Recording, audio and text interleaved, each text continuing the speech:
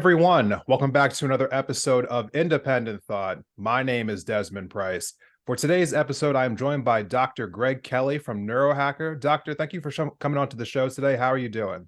Doing really well. Thanks for having me on today, Desmond. Yeah, absolutely. This is a conversation that I've been wanting to have for a while. I've been following Neurohacker for, well over a year now, and I'm going to get into why I kind of have like a fandom with your company here. But before I get into all of that, just to give people some of the groundwork for those who might not be familiar with, your company, can you just explain to us what exactly is Neurohacker? And for you personally, why did you get involved with the company? Sure. So our full name is Neurohacker Collective, and we've got a couple of different things under that umbrella. One is a podcast called Collective Insights, where we have two channels, and that one's Jamie Wheel talking about a lot of things he's interested in, and others much more focused on health. We also have a supplement brand called Qualia is the brand name. And then, we periodically get brought into things ranging from, technologies to support the brain, to hallucinogens, to other things because of the neurohacker kind of idea behind us. So Neurohacker Collective was founded with I like to say the we is smarter than me, right? There's some brilliant people out in the world. Can we tap into some of those resources as advisors or on specific projects to get access to their expertise? Really, I guess the original idea of the three founders was, let's make the world a better place. And what's the one thing we can do that would make the most meaningful up-leveling? And their consensus at the time was if we can get people's brains to work better, that should lead to a much better and more peaceful and loving society. So, hence the neurohacker, draw to me, right? I have interest in, frankly, all of those areas. A big interest in education. Spent a lot of time in my professional life working with patients as a naturopathic doctor, and then also designing and using supplements for people. Yeah, I just want to take a second to kind of give people an idea about why this was an episode that was important to me and why I chose to have you on as a guest. Obviously for those who follow along with this podcast, this is a political podcast, talk about politics all the time. Before, when I was in college, I went to school for psychology and for neuroscience. I'm fascinated by how the brain works, why the brain works the way that it does, and the different experiences that happen within our lives that lead to the different chemical interactions that we have in our brain. And I guess more so to the psychology side, how it leads to people developing their personal beliefs, their personality traits, so on and so forth. So I've always been fascinated by, just how these different external and internal stimuluses affect us and how it leads to who we are as people. And so kind of coming to this episode now, one of the things that I hear all the time when I talk to people is just how much being chronically engaged with the news affects us negatively. So that is something that I hear from people all the time. It's hard to stay engaged with the world because, the so many different negative stories that we hear all the time can just take a mental toll on us. So another reason why I wanted to have this conversation with everyone today. So I want to start a little more narrowly focused on what it's like for people to be on their smartphones all the time. I think we all kind of implicitly, know that being on our phones is bad for us all the time, but I thought it would be better if we could just speak to the science of it a little bit more. So I kind of wanted to break this down kind of a little by a little here. First and foremost, can you just talk to us, doctor, about what exactly happens to our eyes, while we spend so much time being on our smartphones on a day in and day out? Like, what kind of effects does that have on our eye health?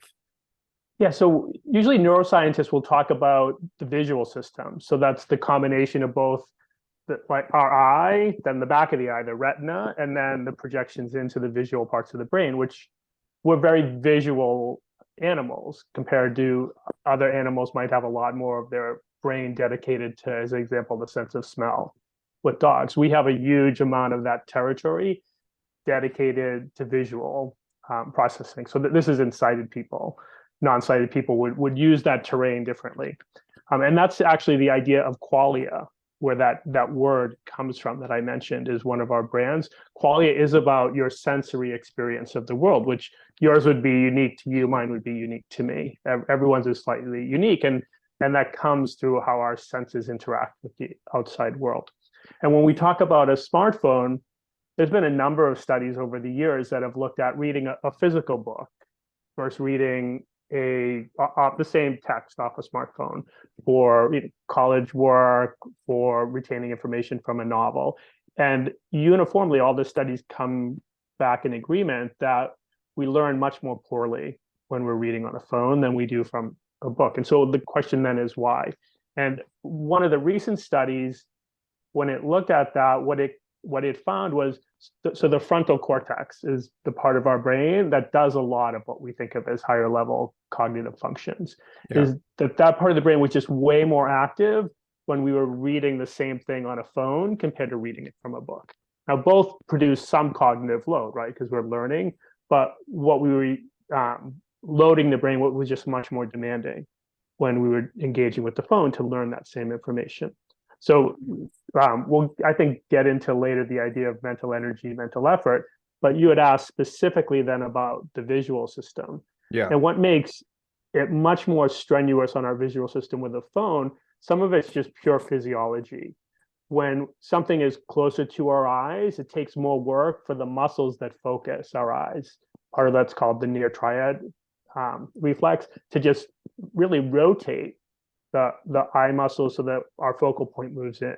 So think of like holding a weight just over and over for half hour, an hour. You'd start to see the muscles shake and vibrate. So that's visibly what would happen with these small muscles in the eye when we're fundamentally straining to focus on something that's as close as most of us will hold the phone. So that's one. Phones also put off quite a bit of blue light, where like a e-reader, as an example, wouldn't. That's just reflecting light. And the same with a page on a book. And blue light, especially many things in physiology, the dose makes the poison. So something's not necessarily good or bad, but the amount of it may make it so. Okay. And so it's the amount, right? We're getting high concentrations of high. So if you think simply, light's like the colors of a rainbow. Well, natural light is made up of the full spectrum of colors, and they change across the day. So it would be more of certain colors early in the day, less later in the day, that type of thing, where we're getting a constant with the phones. And the last thing would be flicker. So again, I guess our visual system is designed to detect and respond to objects in the natural world, but things on a computer or other screens, so a cell phone as well, or smartphone as well, flicker to deliver that information. And the flicker is so quick, we don't visually detect it consciously, but our brain's detecting it. So that combination, and probably many things we don't know about, end up making it so the brain just has to physically work a lot harder when we're engaging with things on a smartphone. Let me kind of expand off of that, because obviously, what we're talking about here is putting a lot of stress on your mind, internally. I mean, sometimes probably, without you even noticing how much of a stress it's putting on you. I think one of the things that people have been able to feel, though, and this is something that feels as though it's been increasing again, like year over year. It seems like the rates of anxiety have been going up around the country, maybe around the world for all I know. But I know that the more I talk to people, the more prevalent it seems that people seem to be experiencing anxiety. And it feels as though people are experiencing it more than we used to, or at least from my perception, it's coming off that way. Now, I have long felt that there is a strong association between increased levels of anxiety and being on our smartphones all the time, especially engaging in social media. Is there actually some kind of like data around that? Is there some information around that? Like, is our nervous system negatively impacted from being on social media all the time? There's definitely a correspondence. So the studies I've seen to date on that would be more what I think of as observational studies. So ones to try to figure out if there's a relationship.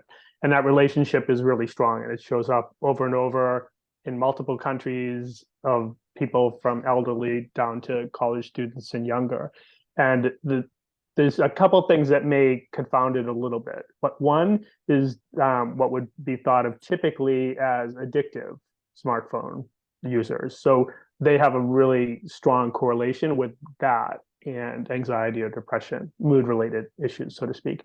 But there's also a strong correlation just for the amount of time spent on a smartphone. Now, why that is, I don't think anyone could say with certainty, oh, it's because this and this happens in the brain. I think it would be a combination of things. I think part of it's what we're consuming as we're engaging with the smartphone. I think part gets back into this idea of mental energy that I mentioned just in passing. And for the audience, I think this is super important to understand that the brain is by weight, the largest consumer of energy in our body. It's estimated, and you see this figure over and over in the literature, that the brain consumes about 20% of the calories that we consume in a day. So it's a voracious consumer of energy. And evolutionarily, part of at least some of the people I've read on this believe that we're among the only mammals that have a big brain. And that's because nature doesn't want to, it wants to conserve energy, not send it to things that consume a lot. So I think one of the evolutionary senses is that our ancient forebears going back 1 million or 2 years ago learned to share food, which is super uncommon in the animal kingdom. And that gave a much more stable supply of food, which some of that energy now could be put into making our brains bigger so that we could become even better at sharing and social or pro-social behaviors, right? It's kind of a virtuous loop. But bottom line is, our brain is still limited by the amount of energy moment to moment that it can use in different processes. And if it's using some for X, there's less for Y type of thing. So if we're putting more cognitive load on our frontal cortex because we're reading from a smartphone instead of a book, as an example, or engaged in a human conversation, there's now less for emotional management or emotional self-regulation. So, my expectation would be, when it's being used for this, now there's less to go to this other area. And things like regulating our emotions are energetically more costly than some of the other things our brain has to do. Yeah, and I have in my own life been trying to find more time away from my cell phone, trying to find ways to just, like, I'm gonna put it over here, not do this, put it down. It feels like it does take a toll on you after a while, and one of the things that I came across when I was looking through your page, this was maybe 2 months ago, was the idea that even if your cell phone is within close proximity to you, it's still taking your attention. And I was kind of confused by that. Could you go into a little more detail about that, about how even if you're not on your phone, but just having it near you, it's still kind of absorbing some of your mental attention? Yeah, so the neuroscientists really talk about what the brain does in terms of tasks, and then they bucket certain tasks together into bigger, what are called domains. And one of the big domains is complex attention. That's our ability to focus, to not get distracted, to quickly respond to things in the environment, right? So attention is a huge consumer of our brain energy needs, and for good reason, right? Even during sleep, our auditory system is going to constantly be scanning our environment for unpredicted noises. And those unpredicted noises would then alert it, oh, something in the environment might not be safe. I better wake you up, type of thing, right? So we're constantly scanning our environment. A lot of it's being filtered out before it gets to our conscious brain, but there's a huge amount of the energy resources that the brain's consuming are in our sensory apparatus, our vision, our auditory. And what happens, and again, I don't think anyone's studied this, but this would be my guess. We've come to rely on our smartphones as part not only of what we use, but notifications, as an example, are something that now our attentional systems come to learn, like, oh, I better dedicate a little bit of energy to paying attention in case the notification goes off on my phone. And so even if they're not, we're still dedicating resources to that can't be used somewhere else. So the bottom line is that sleeping with your cell phone near your bed ends up typically negatively impacting quality of sleep as an example. Working with your cell phone nearby, especially if you've got it so that notifications go off and you're prone to check those, really disrupts focus. And neuroscientists use an idea of, it's called attention residue. But the gist of it would be, lots of things can disrupt our flow and focus. Notification on a smartphone, choosing to check email, all of these little things that don't seem, like a big investment, disrupts doing it, but they can take us 5 to 10 minutes to get back into that focused flow state. Again, that's the idea of the residue. So I know, Apple products, which is what I tend to use, have now a focus setting. Yeah. And I think for most of us, if we are going to have our cell phones nearby, we'd do better if we take advantage of some of those things that allow us to disengage our attentional system from paying attention to the phone. Yeah, I think turning notifications off has been a great thing for me. That has done wonders for me personally. But, before we get into anything else, I do want to take a quick break. But, when we come back, I want to talk more about some of the positive things that we can do. We spent a lot of time focusing on the negatives about smartphone usage and how it kind of goes against us. But I want to talk about some of the things that we can do in our everyday lives to kind of have more positive impacts on our minds. We'll be right back after this break.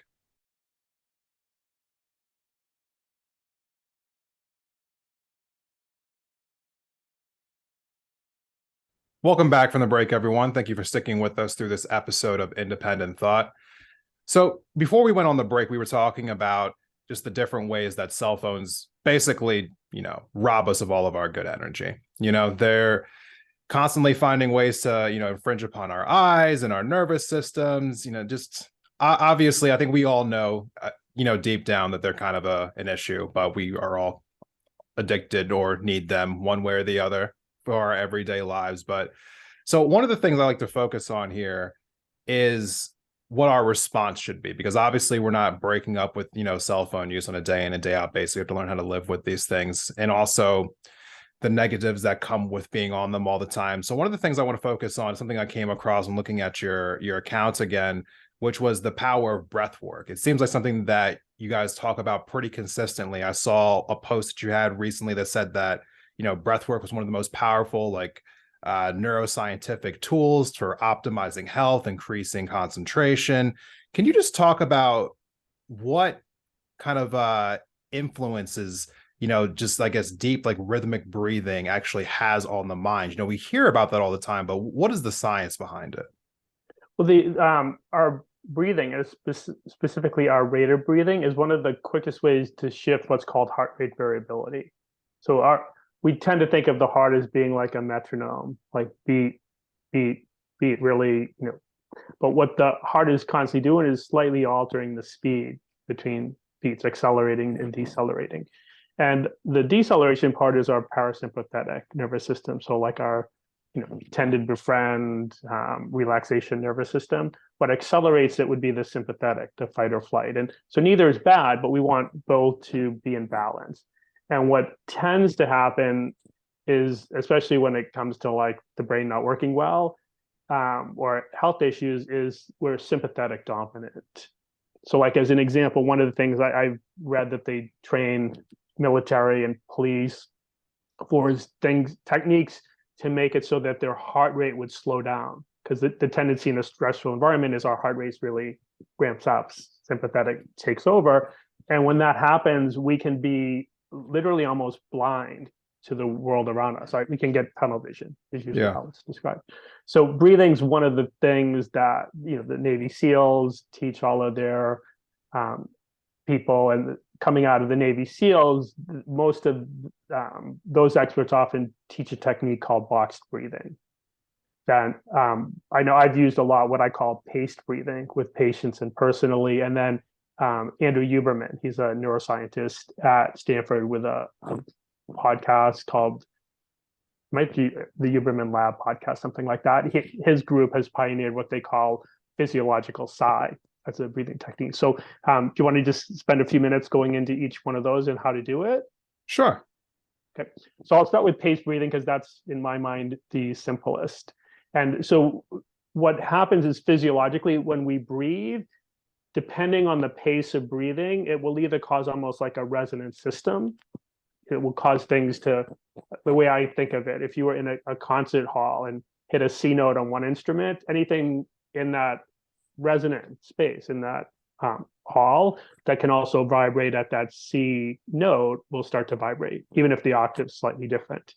And that tends to happen in our body. And that the pace of breathing that seems to do that is 6 breaths a minute. It maybe not precisely, but in that ballpark, you'll see a lot of things physiologically line up. And if you were measuring heart rate variability, you'd see a big shift towards parasympathetic. So the goal would be simply 5-second breath in, 5-second breath out, just make it as flowing and natural as possible. And then do that for anywhere between 2 to 5 minutes. So simple, breathing hack, and the one I've used the most. So very powerful, especially, if we've just recently been stressed about something to recalm our nervous system. The Navy SEALs, what they like is called, I think they call it either box breathing or tactical breathing. I've heard both, but the idea of a box breathing is 4 corners. So you would breathe in for about that same 5 seconds, then hold the breath for about 5 seconds, breathe out for 5, and then hold it for 5. So you create like a square, right? So 5, 5, 5, 5. And again, 5's not, I don't think it has to be precise, but you want to do a nice slow inhalation, exhalation, and not too long of a hold that you're stressing yourself holding your breath. So that's box breathing. Also, that's a bit more maybe when you need an oomph and energy. Box breathing is probably a bit better choice than the pace breathing. Pace breathing, I think, is a bit better when you're trying to get relaxed. And then the newest one, and this is Andrew Huberman's lab, I think, is the pioneer, is what they call the physiological sigh. So what you do is you would breathe in through your nose as much as you can, and then take another breath after that, and then breathe out. And so that's that almost pause and further breath in when you feel like you'd already taken enough in. That's creates a physiological sigh that has a profound effect on our nervous system. So that one's only now being studied. And in the recent study, all were beneficial for cognition and mood, but the physiological sigh seemed to be slightly better for mood. So any of those 3 are great options for the audience.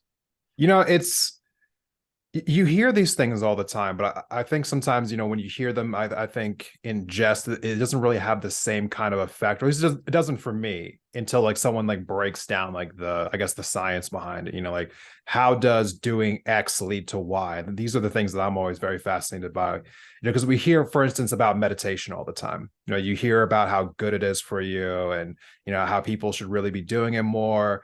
But I think when it's talked about in a very vague sense, it doesn't really have the same weight as when you talk about it, I guess, in a more in-depth sense, I guess, speaking for myself again. But one of the things I came across, was that meditation reduces the density of the brain tissue, that's associated with like anxiety and worrying. And can you talk to me about exactly how that works, and I guess like relay it back to breath work again?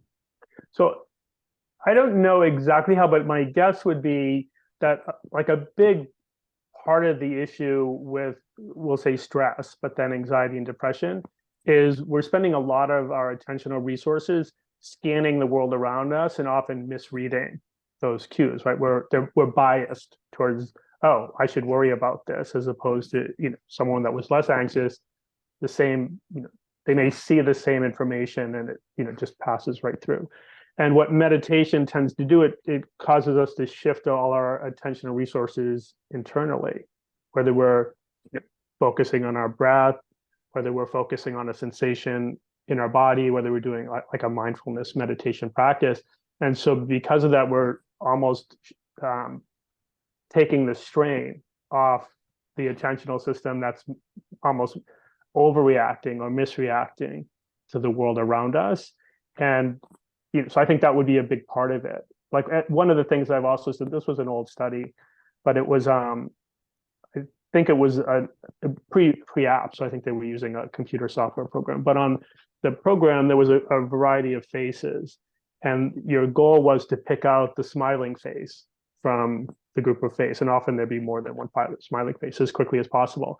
But they use that in some small studies for depression and anxiety, because you're again teaching the brain in that case, instead of scanning the environment for the negative, like focus on what's positive in the environment. So anyways, I think it's more about that idea of shifting our attentional resources. And then the other thing with meditation, which I think can be challenging for a lot of people, it's why I like breathing, because that, like as an example, the paced breathing, you could find on YouTube a video that's just, you can sync your breath to like something rising and falling to match Okay. that 5 seconds in, 5 seconds out, right? As an example, or there's breathing apps, so you'll know you're doing it right. But if you take like a high level yogi or Tibetan meditation master, for sure what they're doing when they say they're meditating may be very different than what I'm doing if I said I was meditating. Like what they're engaging in would be mentally very effortful.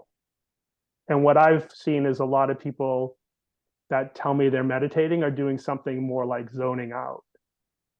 So they're what they're doing and what like the high level person are doing are really pretty discrepant. It'd be like the difference between me, playing piano and someone that actually knows how to play piano, playing piano. So because that, I think breathing is just an easier place to start because it's more concrete. Okay. I think one of the last things I wanted to talk about, again, something that I've, heard people talk about just, in passing, but you don't really hear about exactly how it can help people particularly, but the idea of focusing more on positive things in your life. The idea, I guess, of positive psychology, it was something that's, became more and more popular within the last couple of decades. And, one of the things I saw that you guys were talking about was the importance of, turning your attention to more positive experiences and trying to shift your focus away from negative bias. What exactly happens for us as people when we do that? I guess on an internal basis. So the idea usually you'll see in neuroscience is called relevance. So again, because resources and energy are finite, the brain wants to conserve whenever it can. So until we convince the brain that something's relevant, it won't put either the resources in or dedicate, even more importantly, potentially new landscape, some of our, the brain space to that. So as an example, English is my first language. I studied some Spanish when I was a high school student, lived in Mexico one summer in high school, and being around Spanish all day, I got really good at it. That convinced my brain it was relevant. And I took another 2 years and was actually worse after those 2 years than I was at that summer living there. Same thing happened with me with Thai language. I studied it for 2.5 years in university, but spent a summer in Thailand, and that summer was in the middle part of my education, and that's when I was the best. So the only way from, like right now, it goes back 30 years since my university time studying Thai. So I can still, have a short conversation at a Thai restaurant, but the only way to get good at it again would be for me to convince my brain it's relevant, to dedicate energy into that. And there's nothing in my current life that would convince it of that. So I think that idea of relevance, what we focus on convinces our brain that this is relevant. And then it becomes almost a self-replicating, or like a merry-go-round, like it just becomes a vicious cycle. So if we focus on things that aren't creating joy in our life, then our brain will say, oh, it's important to find more of these, and do a really great job doing that, right? Because we've convinced it it's relevant. Where conversely, going back to that software program of find the happy face in the crowd, it's like, oh, this is the game we're playing now, let me get better at that. So I think that's really a big part of it. And then maybe, more importantly, are what I think of as pro-social behaviors. So, acts of kindness, gratitude can really make a huge impact on our, overall sense of, happiness, mental well-being. And they seem really rejuvenating for the brain's, energy systems. It's something that I've been trying to focus more and more on, especially as time goes on, obviously kind of like transitioning back to what I was saying in the beginning here. For those who come to this podcast pretty consistently, this is a political podcast, and being engulfed in politics all the time, it just absolutely drains the energy right out of you. So I think it's important for, those of us who stay consistently engaged with, politics, what's going on in the world around you, to not get so focused on the negatives all the time that you forget to focus on the more positive things in our world and in our life, because it can actually wear you down, and it becomes a source of tunnel vision. Just focusing on the negatives over and over and over again has an absolutely just devastating detriment to our brains. Dr. Kelly, thank you so much for coming on the show today. I really do appreciate it. Can you tell people where we can find out more about Neurohacker Collective online? Yeah, our website is neurohacker.com. We've got, like I said, the Collective Insights podcast can be linked to from that under education. We have a lot of blogs. Our social media person, Tina, does a great job on putting content, especially on Instagram. That's our main channel that we try to outreach and teach people about how the brain works and these things they can do to be, healthier, higher performing people. So those would be the best places to find us. Perfect. For those who are interested, the links will be in the episode description. So go ahead and click down there now, and you will see the links that were just mentioned. Thank you to everyone who checked out this episode today. If you liked it, please share it online. Facebook, Instagram, Twitter, TikTok, wherever you spend most of your time on social media. Thank you to Dr. Kelly and Neurohacker, and I hope to see you all in the next episode.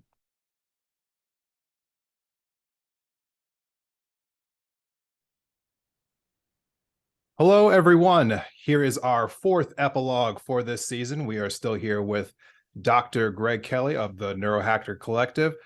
Doctor, thank you for sticking with me to do the rest of this conversation here. There was some stuff that I wanted to ask you in the beginning part of this conversation that we had that will have been released a couple days ago. This one's coming out on Thursday. I just didn't get a chance to put everything into that episode because, truthfully, I probably could have talked to you for an hour or two. As a person who went to school for psychology, neuroscience, I am endlessly fascinated with how all of this stuff works. And like I mentioned in the main episode, as somebody who's constantly engaging in the news, one of the things that I worry about is the effects of chronic stress on our bodies and on our minds. Even myself particularly, I've been going out of my way to spend less time engaging on the news, more time just resting, doing things that make me feel better on a day in and day out basis. I think it's immensely important in order to do this type of work that I'm trying to do for the long term. So one of the things I didn't get a chance to ask you before that I want to talk to you about now is, how does chronic stress impact our minds? Firstly, just what happens to our brains over time when you're just constantly bombarding it with stress, cortisol, adrenaline, just over and over again on a day in and day out basis? I think the biggest area that it impacts would be what I think of as executive functions. That would be the collection of things that really let us, perform at our best, work, gym, you name it. But what you routinely would see is people that are highly stressed, they tend to ruminate a lot. They're really bad at finding and then implementing new strategies to get better in things. There's an idea called cognitive flexibility, but think of it as it's what allows us to change our point of view or to change our mind about something. So when we're stressed, that really suffers. And then quite frequently pro-social things, so empathy, the stories we would tell ourselves about other people and why they behaved a certain way, those tend to be cast in the worst possible light when we're really stressed. And then the last thing would be that idea of kind of rumination, right? We'll be consumed by something often that's not, in the big picture, super important. So I know my quick solution anytime I find myself ruminating is is there some action I can take in the real world right now that will shut that off? Is there a decision I can make? Is there something I can do that will cause that rumination to go away? Yeah, it's something that it feels like, I know personally for me, when I get really stressed out, sometimes I just shut down. Like my brain just absolutely just wants to just turn off and say, you know what, anything and everything that's stressing me out right now just needs to get pushed in the side. And I do notice that when I'm forced to stay in that stressful state and I have to make decisions, for instance, my decision making seems to always suffer. Now, is there any kind of I guess information that you have around why you would say like decision making might, I guess, just completely collapse when we're in these more stress states? Yeah, it goes a lot of like decision making, executive function. That's the prefrontal cortex, and I just think of stress as being kryptonite for that part of the brain. So I think the quote, and it's by Sapolsky, I believe. His original book was Why Zebras Don't Get Ulcers, and he has a newer one called, I believe it was The Brain. That's But quite the title. yeah, I mean he studied social stress in baboons and other primates in Africa. So that Okay. was like his background. Brilliant guy. But it's something like, you know, stress makes making decisions more challenging, and the ones we make are rarely for the better, something Yeah. along those lines. So yeah, I think it's always a good thing. And then I don't know if you've noticed it, but there's some people that are highly visual, and there's a subset of people that are like have very limited. There's a spectrum, right? So I'm Yeah. like on the end of the spectrum that's not particularly visual, and so when I'm stressed, especially with another person, it's more like overwhelmed auditory things going on in my brain. Right? I'm not seeing pictures, but I need almost silence to get to a better place, which is hard to get to in the midst of interacting. But I've had some people that are friends that are really visual, and they'll be in their head seeing where they want things to go. So they want to stay engaged, Right. so they to get to their good place need me to hang out to get to them. Me, I need to like withdraw just at least for a short amount of time to have things quiet down so that I can show up and be better, right? So I think one of the interesting things, when it comes to what you mentioned of like needing to withdraw, is that strategy I think is super important for some people, and for other people it makes them even more upset. Yeah, it's something that I've learned over time, especially, just talking about this stuff, being a little bit more open with, friends, family members, partners, so on and so forth. You learn that everyone has a different response to stress, right? Like we all have a different stress, like resilience, stress tolerance. We process it differently, handle it differently. So there's no real one size fits all, it feels like, for how people quote unquote deal with stress. But I think one of the things I wanted to ask you about was kind of going back to emotional resilience a little bit, talking about just the importance of dealing with it. I think sometimes in our culture, in our society, we normalize being highly stressed all the time, as if it's not a big deal, as if it doesn't really impact us. But that couldn't be further from the truth, right? I mean, if you're constantly taking in stress all the time, it's going to, I guess, overlap into other parts of your life. And I think it will find a way to come out. I think you had mentioned to me a story about, your dad and, how him being stressed out all the time would come out, when he would come home. Can you tell me a little bit more about that story? Yeah, so I grew up about, like, honestly, it was probably like less than 30 miles from Boston, but it was one of those you can't get there from here type of towns, right? So Yeah. it probably during rush hour was close to a 2-hour commute for my dad to get from the beach town we lived in into Boston.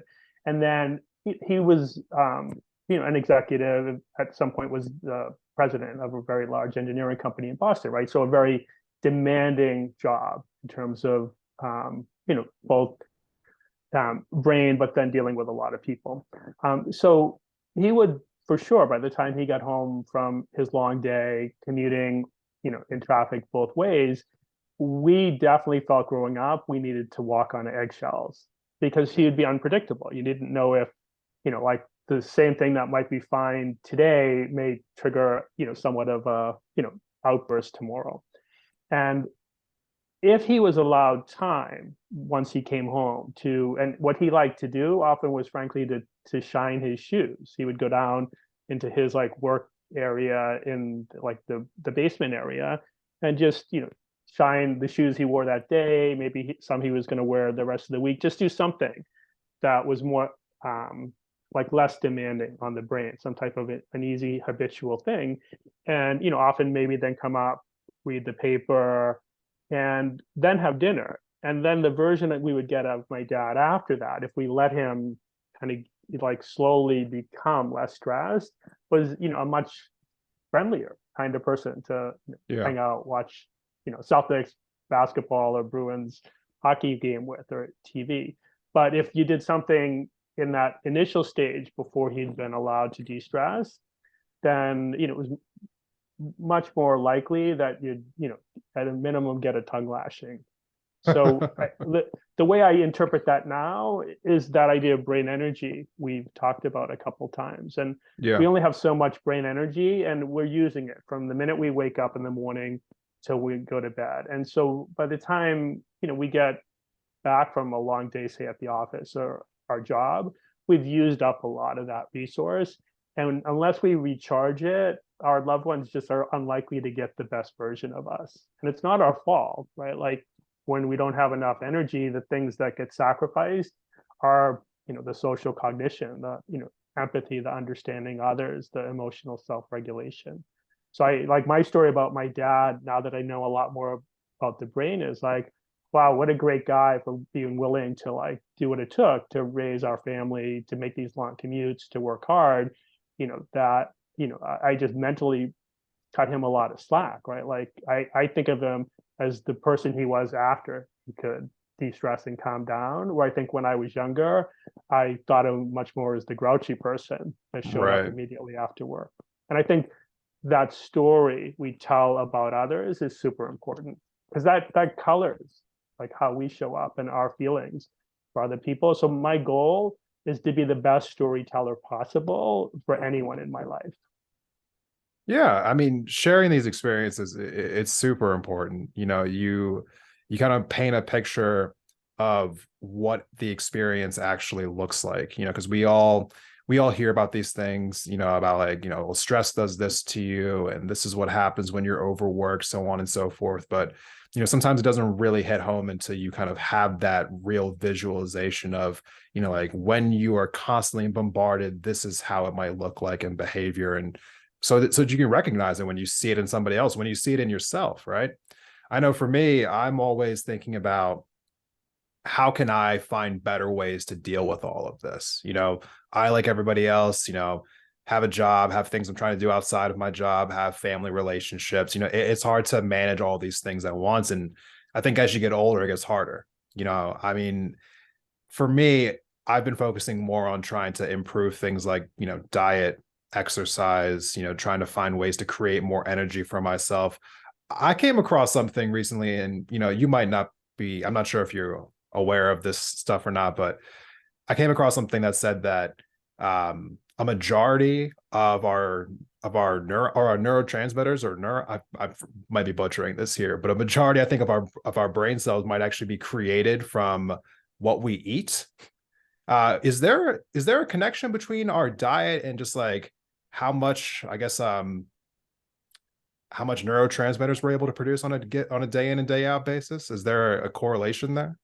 Yeah. So like neurons, those are like we've actually pruned away. We had more neurons early on in life and pruned Yeah. away a lot of those.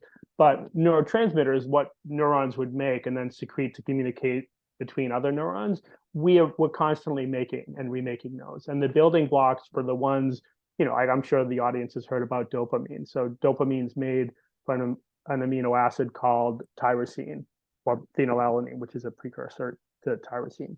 Serotonin's made from tryptophan. Melatonin's made from tryptophan. Acetylcholine is made from a nutrient called choline, that the best dietary source is in eggs. And the Institute of Medicine has a recommendation for how much choline we should get in our diet. And they also believe that about 90% of us don't get that amount, in part because eggs were vilified sometimes starting decades ago. So, even people that eat eggs may be a little bit, cautious about getting the yolk, and the yolk is where the choline is. So yeah, for neurotransmitters is a direct tie, especially to either fatty foods in the diet or sources of protein, particularly. And then they'll use the term sometimes brain essential nutrients. So the Yeah. brain can make something. So the brain can make cholesterol, as an example. So the cholesterol in the brain, it doesn't pull that from the blood. But there's other things it can only get from the blood. It can't make. Glucose would be one. Glucose is its preferred fuel source. So the brain, it's called the blood-brain barrier, but that's what chooses to let things in or keep them out. And Okay. certain things like DHA, which is an omega-3 fat, that has very high preference. The brain loves to take that in because it uses that to build the membranes. And then neurotransmitters, the receptors that listen for neurotransmitters, they sit in these membranes. So the health of the membrane also is important for this neurotransmission, because listening to the message from the neurotransmitters happens in the receptors that are embedded in other cells membranes. So bottom line is, yeah, diet has a profound impact on both our current state of how our brain's performing, but how well it will age. So what are some of the foods that negatively impact our brain's health, I guess in the short term and in the long term? And then could you give us some examples of maybe some positive foods as well? I think the best studied diet for the brain right now would be the Mediterranean diet. So, which is lots of plant foods, high in fiber, moderate amount of good quality meats, seafood, things like that. But those fats I mentioned, like DHA, the best food sources of that would be, things like sardines and anchovies and salmon, eggs that have been, I think they call them pasture raised is the term now, but with chickens will naturally, make more of that if their diet has good fats in it. So I would say good fats are really important for the brain, and bad fats are detrimental because they compete. Then in general, probably on average, having a bit more good quality protein helps the brain for most people, just because of, again, it's the basis to build a lot of the neurotransmitters. And then, like, take coffee as an example. Caffeine actually, and I think of a lot of things as Goldilocks principles, like, one bowl's too cold, one bowl's too hot, and one's just right. A lot of things in the diet or supplement world fall into that category, and caffeine's one. Like caffeine between, a really low amount, say a quarter a cup of coffee, up to maybe like, 200 milligrams of caffeine. So like, maybe a really big cup of coffee often will improve our brain, especially attention, processing speed, things like that. But if we don't have caffeine with something that supplies energy, then really quickly, it's almost like turbo. We just used up a whole bunch of energy running the engine hot, and now we crash out, and you'll see people, an hour later, become more irritable, and often, a rebound of a drop in energy. And that usually goes away if you have caffeine with some source of energy. So like a poor thing to do in my mind would be a non-nutritive sweetener with caffeine. A better thing to do, and you'd see this in Europe, people will have like a small amount of, say, like an espresso, but they'll have it with a little bit of food. And if you're not doing that, then make sure you have either, like how I have my coffee is with heavy whipping cream and a little bit of honey. And that, like the goal is to like not crash, right? To like be able to have that and sustain attention, focus, good self-regulation of mood for hour after hour. And that works for me personally. So anyways, one of the things I see people do poorly is, and this goes back to when I was in the Navy, like, oh, I'll just have black coffee with no food. And that's just a recipe to like have what caffeine does well wear off really quickly, and what it does poorly, you'll have a lot more of it. I think one of the last things I wanted to ask you about was exercise. I mean, don't need to get into it here, but I think everyone knows the absolute just culture in our country here around exercise. It feels like there's a million different people trying to tell you what the best ways to work out is, and there's a whole industry around it. It's a multi-billion-dollar industry. So it feels like there's always competing narratives out there as far as, what is beneficial, what isn't beneficial, so on and so forth. From the information that you have, What type of exercise, I guess, is the most beneficial for people, and kind of like relaying back to mental health, and just not just physical health, but mental health as well? I think for long-term, brain health, so like as we age, some degree of aerobic fitness and something to work on that, but that can be as simple as walking, Yeah. something strength gaining, because we tend to lose muscle mass and strength as we age. But for like an average, say like, person that's just working and wants to, have their brain perform a bit better during their day, Yeah. the key thing is just periodic breaks. So what happens, we talked about this energy, but our brain will fundamentally become regionally depleted in glucose or energy if we're Hmm. working the same thing over and over. And it needs a pause to redistribute energy from where it maybe wasn't used, but is already in the brain to where it can be used. And Okay. what does that is creating some type of deviation, would be the word a stress researcher named Salya used to use, but doing something completely different. So a poor choice of a break would be, you're a computer worker, you're going to take a 5-minute break, and now you choose to look at your smartphone for 5 minutes. You're fundamentally still now overloading the visual system. A much more, I think, wise way to do that would, okay, let me take a quick walk around the block, or if you have some nature nearby, go out and look at the clouds or running water, or if you have a fish tank in the office, something that's using the visual system in a completely different way to create that deviation. So I know one of the things I try to do routinely is just take a 5-minute walk around the block where I work from.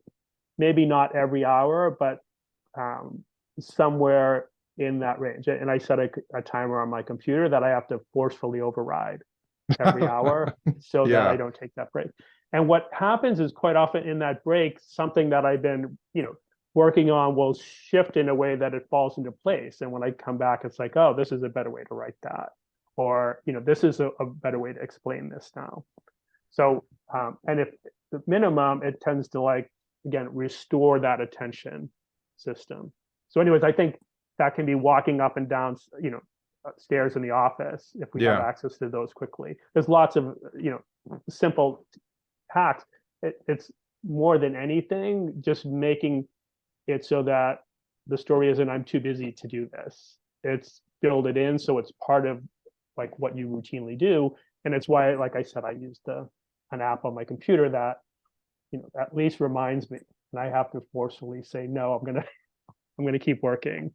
Right. Well, again, Dr. Kelly, I really do appreciate you coming on the show today and, talking to us about, stress, cell phones, positive psychology, breath work, all the different ways that, we can both be aware of the negatives in our environments and how they impact us, and be aware of the positive things that we can do to counteract some of the negative things that are going on. And I really do appreciate you taking the time to talk with us about all of this. One more time, where can people find out more about Neurohacker Collective online? Yeah, our website is neurohacker.com, and Instagram is where we put out a lot of our educational content for our followers. So, I think following us on Instagram would be the best way. And I think that's how you found us, maybe Yeah. originally. Yeah. I'll speak to that for a second here. Go follow them on Instagram. 100% recommend. I've been doing it for well over a year now. They put out great infographics on so many of the different things that we talked about in this episode, and a lot more. So definitely go follow them on Instagram. Great follow, in my opinion. For those who are interested, those links will be in the episode description. So go ahead and click on that now, and you will see those links. Please go ahead and give them a follow. If you like this episode, please share it on social media, wherever it is you spend most of your time: Instagram, TikTok, Twitter, wherever you spend your time at. Thank you so much to everyone who listened to this episode today, and we will see you in the next one.